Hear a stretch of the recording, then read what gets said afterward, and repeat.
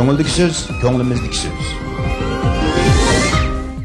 Hörmətli televizor görüşçülər, yaxında bizniki dövlətimiz 3 aləm uçquchisini muvaffaqiyatli halda aləm boşluğuna çıxardı. Bunun bilan biz təbii halda aləm uçuş haqidagi bilim və uçurlarga qiziqib qaldıq. Hamda bu haqda bizning xalqimizga bir qatimliq tushuncha berish zarurligini tunib yetdik. Shuningdek biz bugun mush tema ustida suhbat ilib bormoqchi. Söhbətimiz təqdim iman tanıştırıb ötsəm, Şinjan Seyrik ömrününki sabiq başlığı Micit Savut efendime qarşılamız.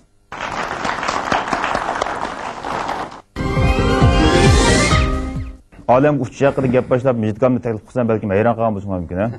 Mijitka, siz shu olamga uchish munosabati bilan ba'zi ahvollarni aytib bersangiz.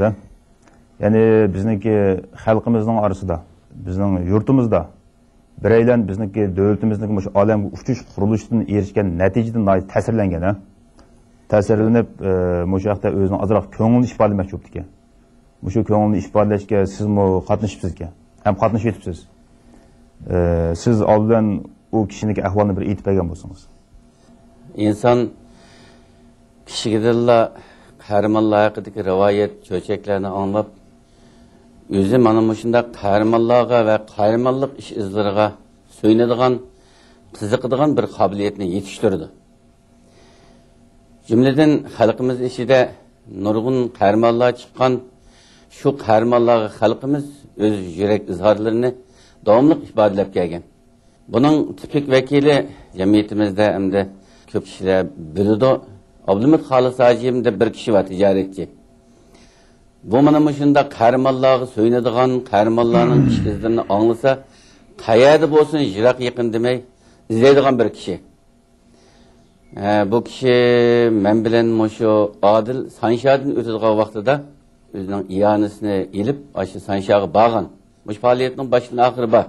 Şundan beri bizden şu yurtumuzda meyli 3 yaş küçük davaz olmasın, onundan çok davazlar olmasın, ya ki başka kahramanlık iş izlerini ifadeleyen yaşlar olmasın, muşunun üstünde bu paypetek kopuşurdu. Olağa özden koldan kiliç yardım kılıdı. Mesela Teklimikan kumluğunu kesip ötken Gulzore galiba kazanğanda bu kişi bir atını ay durumga elip çıkan atqı mendürüp aydırımdan çıktı. Yakında Serik Ömürgedeki Ablahat Mecun Sobağçı'da 38 gün sim üstede yaşaştık. Müezzini yaratkandı mı? Yanılmış kişi bir atını elip çıkıp atqı mendürüp meydana ekirdi. Hem demek bana moşundaki bir kahramanlardan iftiharlandığı şahsi yakında bizden alem uçukçularına özün ko'ngil izlarini ifodalash uchun ot tayyorlagan. Bu siz otning gapini qilaversangiz, bu Abdulmut Xolis Hojim ot vaqtida o'xshaydi qolmishlar. Bu odamlar o'zi nima ish qilgan odam bu? Bu odamningki ismi Abdulmut Oshur, bu Xolis degan taxallusi. Nima G'uljiga bag'anlar biladi. Shu Van Qodirning beqining udulda Abdulmut Xolis Hojim binosi deb bir 5 qavatli bino bor.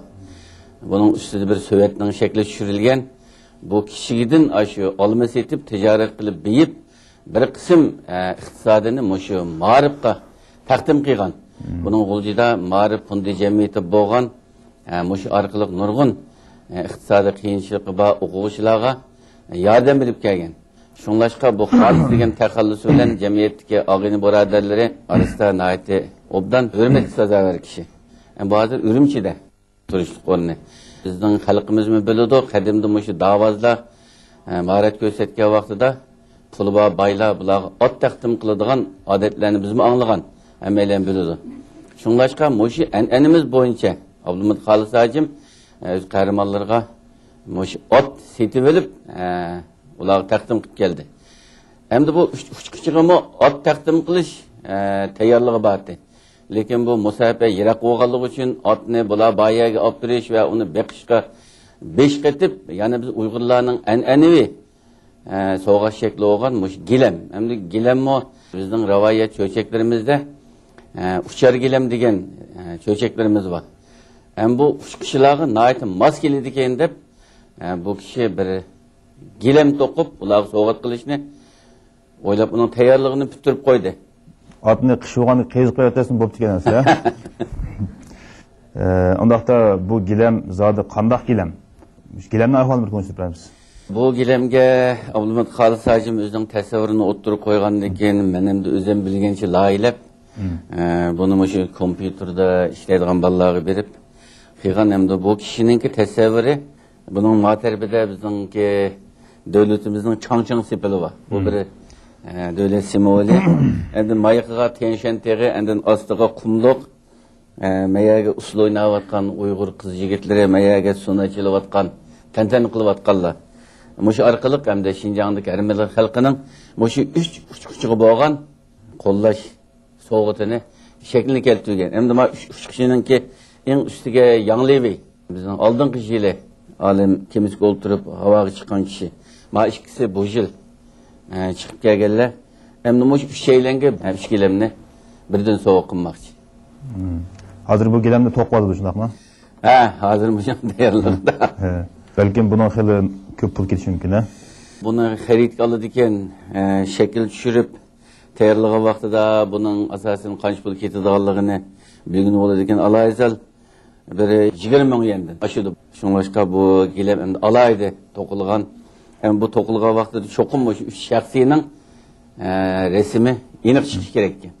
Mijitkamniki yuqorqi ahvollarni aytib berganiga rahmat, ha. Bugungi suhbatimizda taklifga yana ikki mehmonni tanishtirib o'tsam, Xinjiang Universiteti fizik fakultetining dotsenti G'appar G'ani qarshi olamiz. Suhbatimizdagi yana bir alohida mehmon Xinjiang Universiteti fizik fakultetining dotsenti Po'lat Ahmad qarshi olamiz. Undaqda olam uchishningki eng dastlabki boshlanish qachon bo'lgan, buning tarixiy jarayonini so'zlab bersangiz, xabar qilasiz. Olamga uchish haqidagi birinchi qitimqi parazni o'ttirib qo'ygan odam Rossiyaning dangliq olimi Solkovskiy degan. Bu musho 1910-yillar atrofida insoniyat o'zi yashayotgan yer sharida emas, balki u koinotga chiqish kerak, olam bo'shligiga chiqish kerak, yulduzlarni ziyorat qilish kerak. Buning uchun eng birinchi vosita bu faqat qudratli raketaga tayanganlar amalga oshdi deb mana shunday ikki xil. Birinchisi olamga uchish kerak, yer sharidan chiqish kerak. Ikkinchisi buningda raketadan foydalanish kerak degan shunday ikki ko'z qarashni o'ttirib qo'ygan. Mana shuningdan keyin dunyoning taraqqiy qilgan davlatlarida raketani meteorologiya va boshqa sohalarga ishlatishda xeli izlanishlar bo'lgan. Xel tadqiqotlar bo'lgan. 1942-41 yildan keyingi musho 2-dunyo urushida Gitler Germaniyasi Angliyaga hujum qilishda oldi bilan havo armiyasi orqali hujum qilib boqqan. Lekin buningda unum ancha yuqori bo'lmay, nihoyatda jiq aeroplanlari qaytib kelmay Angliyaning mudofaa liniyalaridan o'tolmaganligi uchun vaziyatning taqaddasi va ehtiyojidan shu vaqtda Germaniyaning bir qism musho raketa mutaxassislari V2 nomli cho'ng tipdagi raketani yasab Londonni portlatish uchun Angliyaga 270 kilometr musho Lamanish bo'g'zidan va Belgiyaning ustidan o'tib Londonga bomba tashlagan. Raketa qo'yib berib. Buningki Angliyaga keltirgan talabati aytib cho'ng bo'lgan. Keyin bu raketalarningki Londonga mudofaalanish yo'llari chiqqandan keyin anandikin u vaqtdagi raketalarning halaqa to'g'ri nishonga tegish nisbati taxminan 50% atrofida bo'lganligi uchun buning ancha tanlarqi yaxshi bo'lmay, uning ustiga bu Germaniya g'arbiy front emas, sharqiy front Rossiyaga hujum qilib, Sovetlar ittifoqiga hujum qilishni asos o'rin qo'yganligi uchun bu shu bo'yicha turib qolgan. Keyin Rossiyaningki bu sohadagi tadqiqoti nihoyatda maxfiy holda elib berilib 1957-yilga kelganda Rossiya birinchi bo'lib osmonga sun'iy hamroh chiqargan. 57-yil. 57-yil 10-oyda. Bunun ismi Sputnik bo'lib, bunun egirligi 82 kilogram. Mana bu insoniyatning birinchi qitim olam bo'shligiga qo'yib bergan sun'iy hamrohi. Bu yer sharini aylanib mana shuna parvoz qilib, demak bu intayin cho'ng tarix ahamiyatga ega bo'lgan.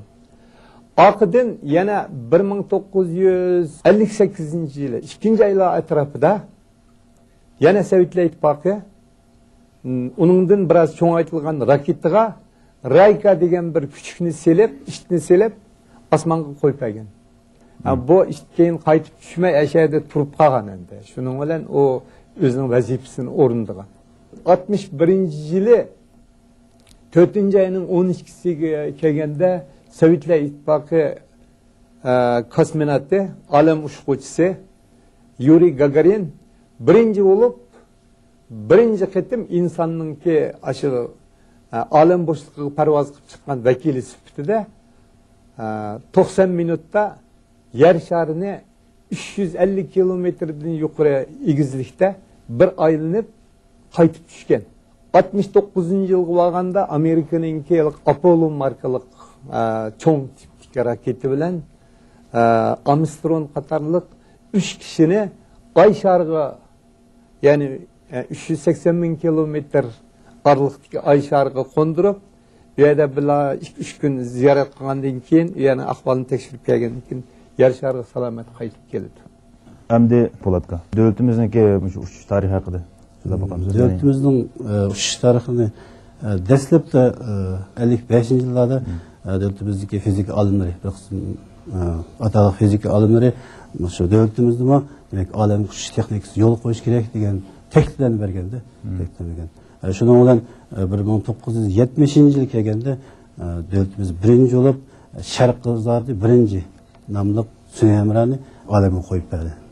Keyingi mezgilda endi shu odamlik olam uchish kemalarini qo'yib berish planini davlatimiz 1992-yil kelganda demak markaz maxsus belgilama chiqarib, o'shunday planni yurgizish kerak degan belgilama chiqargan. Demak, shundan boshlab tadqiqot boshlanib, 7-yil kelganda 1999-yili 11-oy kelganda xosiyatli bir olam kemasi, odamsiz olam kemasi muvaffaqiyatli qo'yib berildi.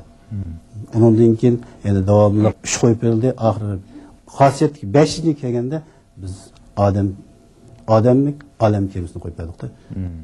Bu 5ning hammasi unda aytganda, demak keyin qatimdagi shu texnikani taraqqi qilish uchun bir sinaq bosqichi hisoblanadi. Endi bu 6-yilniki qo'yib berishi, bu rasmiy demak odam inson olam boshlig'ida bevos tajriba ishlaydigan shunday bir yangi boshlanishdan derak bo'ldi deb qarasak. Undaqda hozirgacha shu olam bo'shliqqa azada, olam aeroplanidan zot qanchalik odam chiqdi? Bizniki Yangliviy zodi nechinchi kishi bo'lib hisoblanadi? Bizning hozircha shu Yangliviyga qadar chiqqan odamninki shu soni 451. Yangliviy bo'lsa 452 odam bo'lib hisoblanadi. Ondan keyin Sovetlar, Rossiya deymiz, Amerika deymiz, Fransiya, ular nurg'un odamdan chiqib bo'ldi endi. Shu Yangliviy keyicha 451 odam. Undaqda bir qitimliq olamga uchish uchun qanchalik vaqt tayyorlik ketadi? Xabarda mushaqat qilyapsiz. Sovetlar Ittifoqi butun kuch bilan degandek mushuninga berilib, 2-Dunyo urushidan keyin 1957-yili buni ishga oshirgan, odam chiqarishni 1961-yil 4-oyda ishga oshirgan. Mana mushundan qaraganda kam deganda Sovetlar Ittifoqimi 15 yillik tayyorlikdan keyin anandan keyin bu nimani chiqaralgan. Endi odamni bo'lsa chiqarish boya Po'lat degandek nayta yuqori ahamiyatli. Buningga endi bir davlatningki yolg'iz o raketa texnikasi emas. Raketaning sirtqi qipi nayta o'tqich chidamliq alohida materialdan, alohida po'latlardan va alyuminlardan yasaladi. Bu raketani ashundaq zo'r kuch bilan birinchi olamlik tezligi, ya'ni 8 kilometrga ega qilish uchun nayta yuqori sekundga 8 kilometr. Sekundga 8 kilometr ashundaq tezlikka ega qilish uchun buningga nayta kuchlik ashuna yiqilg'i bo'lishi kerak. Buning ishtirish kuchi bir qancha ming ot kuchi, hatto bir qancha 10 tonna bo'lganda anandan keyin ashunda suratga yetkaziladi.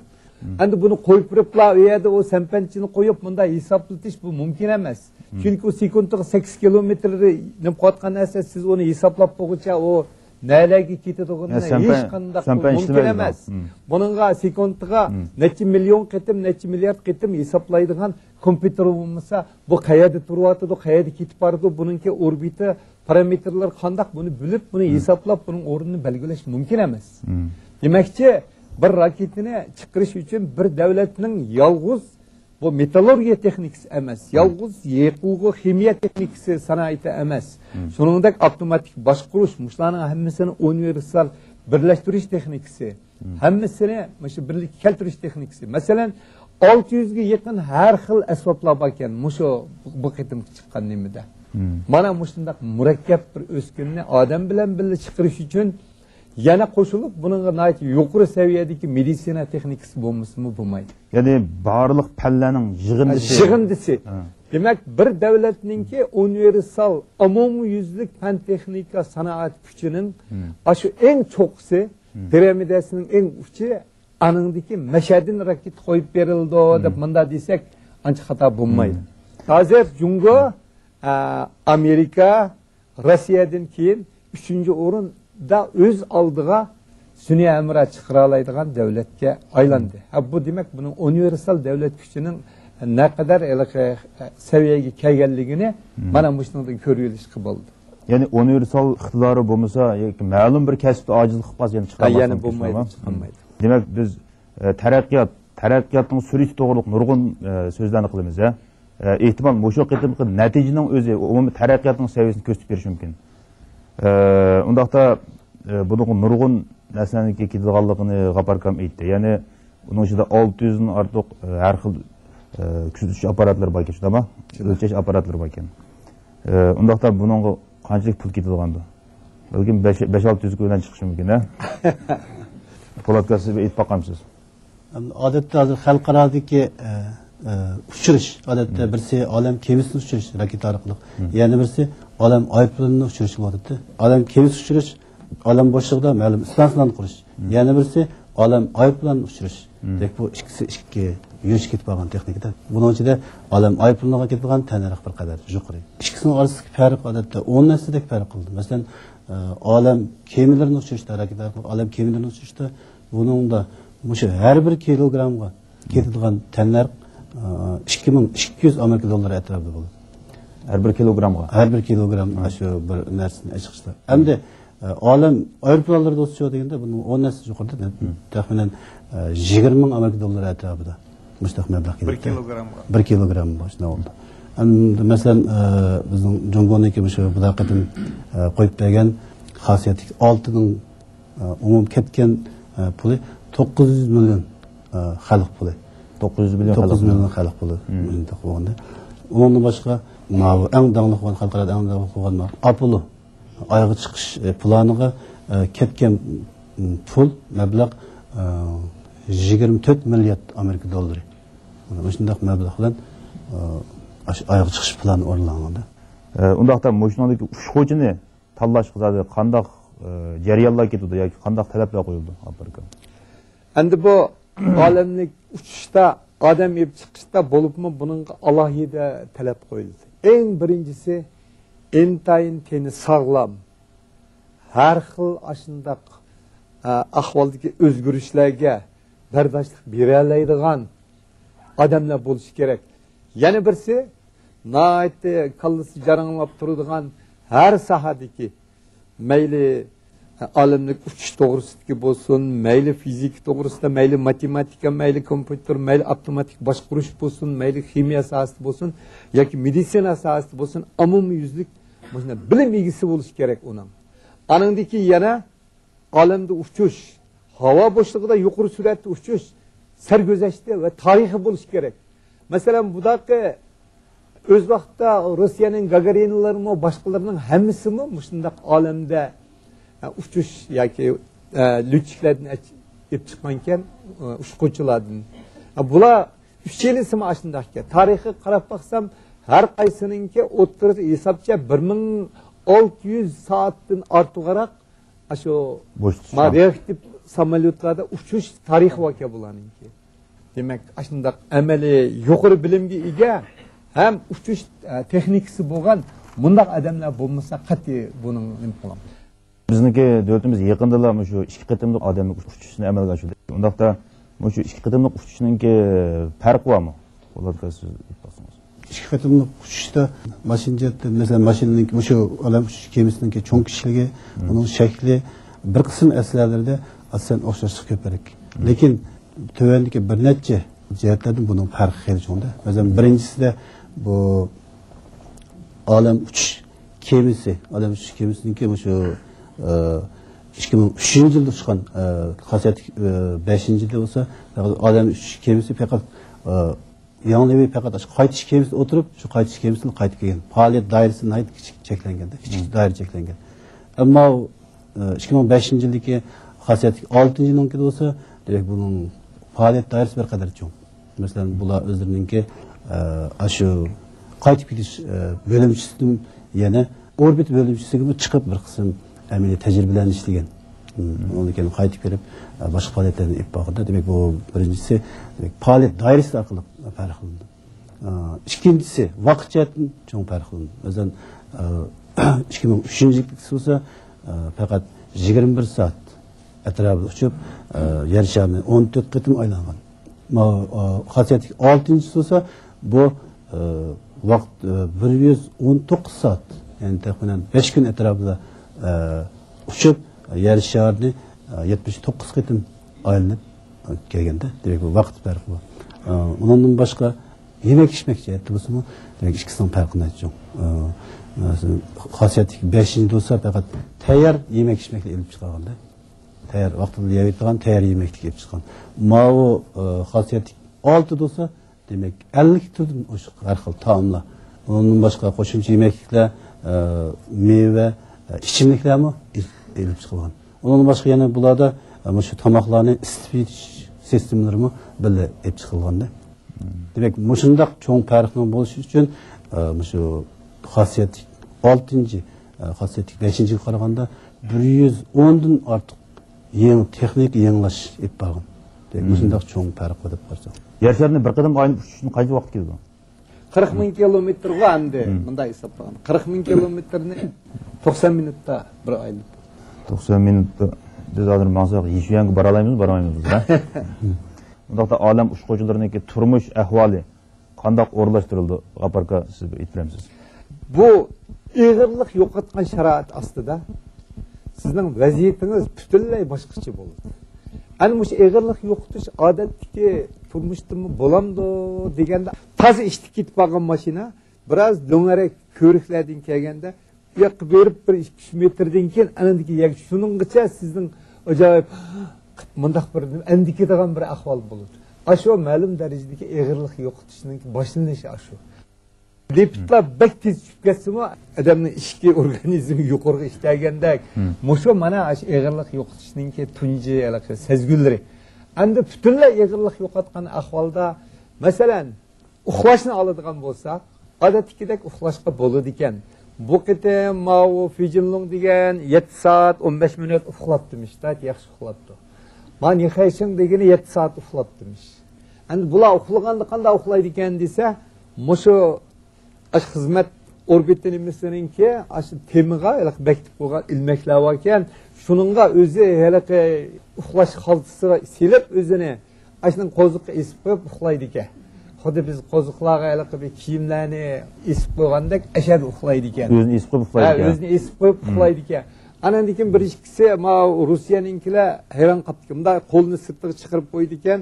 Uquşmay bu qo'llarining o'zininki haliqindek ig'irlik bo'lmagandan keyin bu menda ko'tarilib ba'zida bunlarni qilib qarasa mashina bizni ko'zni yechib qarasa mashina bizni kiyotgan netsi oqirib qo'q ketibdi bu nimidi deb qarasa o'zining qo'li uxlayib turib uxlaydi ekanda. Ha shundaq o'xanganda demak ash qo'llari futbollarimi ash biyagimda ching'araq qilib qo'ymasa o'zini o'zi qo'rqitadigan ahvol kelib chiqib qoladi ekan.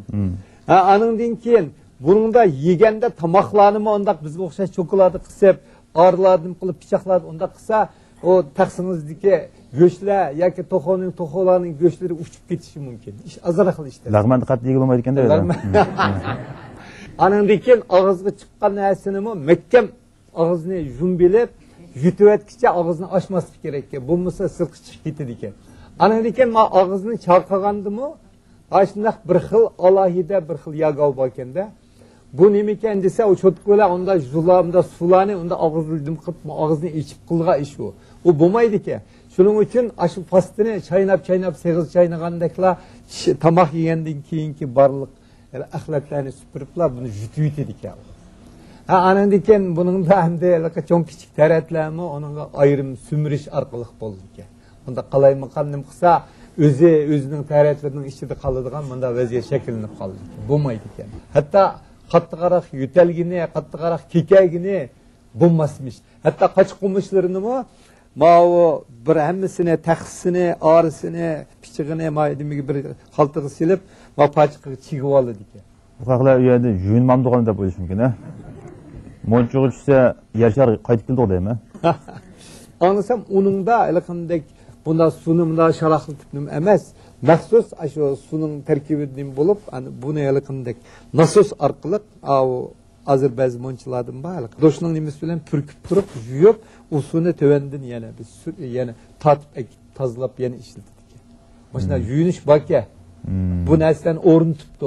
Men shu chiqib qolsam qanday qilaman deb pek ansirgandim. Meniki anglashimcha, shu olam ilib berilayotgan tadqiqotlarningki, o'simlik tadqiqotlari rolini ayt cho'ng bo'lib deb angladim. Bu o'simlik tadqiqotidagi natijalarini ayt olaydi ekan. Balkim bu vaqtda deb bilganimiz bor deyman. O'simliklarningki shu urug'larini shu suni egirlik yo'q holatda bixlandirib, yer shariga achishib, uni ta'sa biz bu yerda erishmagan natijaga erishilgan ashna ahvollar bor. Men bir ikki narsani ko'rdim. Mao Hansola Junzalan deydi, biz nima deymizki, hamda shu bir esil gul bor. Ashaga nima qilib taygan shu junzalarningki guli odatdagidan 5 yaş cho'ng bo'ldi ekan. Uni rasmini ko'rib, serishtirib qo'yibdi. Tarximakmi ashundaq boshqa yug'ishlarmi, kuga deb qo'ydi. Ashularmi odatda bir 30 santidek o'ssa, uningdan kelgandan keyin 2 metrdek ashunday yo'g'on bo'ldi. Endi mol nasllari qanday bo'ladi, kalla qanday bo'ladi, qo'ylar qanday bo'ladi, bularning hammasi buningdan keyin ketadi. Agar shu olam bo'shlig'ida bo'lgan bolalar tug'ilsa qanday bo'ladi, endi bu texmi cho'nqir temalar. Bug'doylarni ta'sir balkim bir quchoq bo'lishi mumkin, ha? Shunday. Endi Po'latga aytib bersangiz, demak, mushundaq uchishlarni olib beryapmiz. Umumiy jihatdan bir davlat nisbati qanchaqda? Shu olamga uchishningki qanday ahamiyati bor? Birinchisi, olamga uchish demak, shu davlatningki xalqarodagi o'rniningki texnik yuqori ko'tarilishiga bevosita ta'sir qilgan bir omil hisoblanadi. Undan boshqa davlatningki iqtisodiy kuchi deymiz, fan texnik kuchi deymiz, davlat mudofaa kuchi deymiz. Bularning ishshimi demak buning ahamiyatini aytib zo'r bo'ldi. Masalan, iqtisodiy kuchni olsak, masalan, o'sha olamlik texnikasiga selingan bir yem mablag' demak, o'sha qaytib kelgandan keyin uning jamiyatga qo'shilgan iqtisodiy unumi taxminan 12 million atrofida bo'ldi. Demak, buni ko'rish bo'ldi, demak, bu iqtisodiy unumi nihoyatda yuqori. Undan boshqa demak, shunday bir olam ushish jarayonida fan texnik xodimlari nurg'unlagan texnik o'tganlarni besib o'tish kerak. Shunday texnik o'tganlarni besib o'tish jarayoni, undan boshqa o'sha olamlik kemida ishlangan nurg'unlagan fan texnik tajribalarni demak, keyingi davlatimizningki fan texnika saviyasini, fan texnik kuchini oshirishda nihoyatda cho'ng rol o'ynaydi.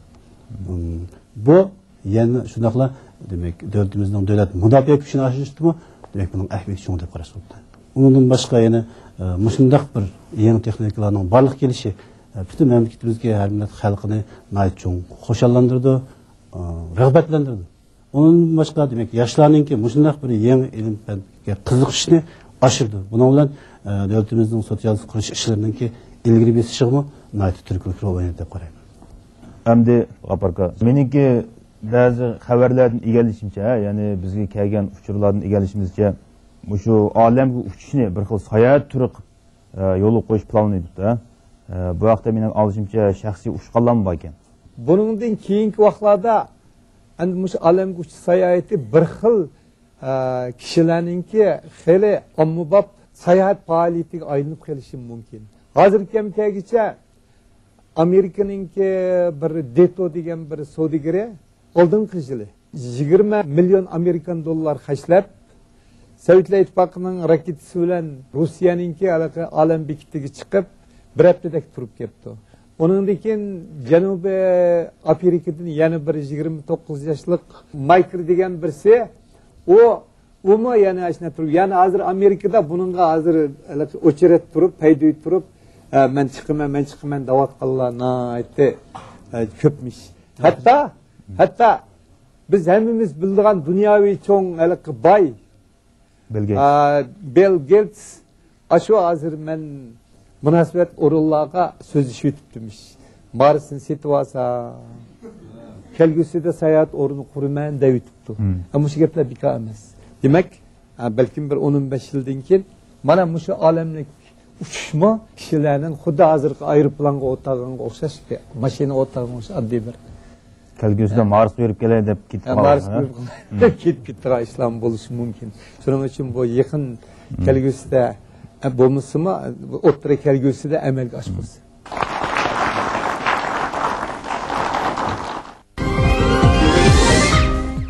Mushu aeroplanda uçuş, alamga uçuş deganlarda hozir qaysi vaqt bo'ladi desak, ko'pincha atmosfera qatlamining ichiga kirganda yer yuziga yaqinlashganda bo'ladi. Bu birisi u patlashi mumkin. Eng muhimi u surkilishdan ko'p ketadi. Nimishga desa, bu yerdagi surkilishningki chiqadigan issiqlik tezlikning kvadrati 10 nasib bo'ldi. Uning ustiga bu atmosfera muhitida demak tövendigen siri hava zik. Şunlaşka alam uçak vakti aval tezlikini boş kıldı, az kılıp sürüp, anıga ağıppa degендek, 3 uğuluk ragi tıkılıyor, anın tezgüstüge anı koşuldu. Şunun bilen anı koşulup tezlenme hareket kandın kiyen, anıga ağıppa degендek bisim buldu adam.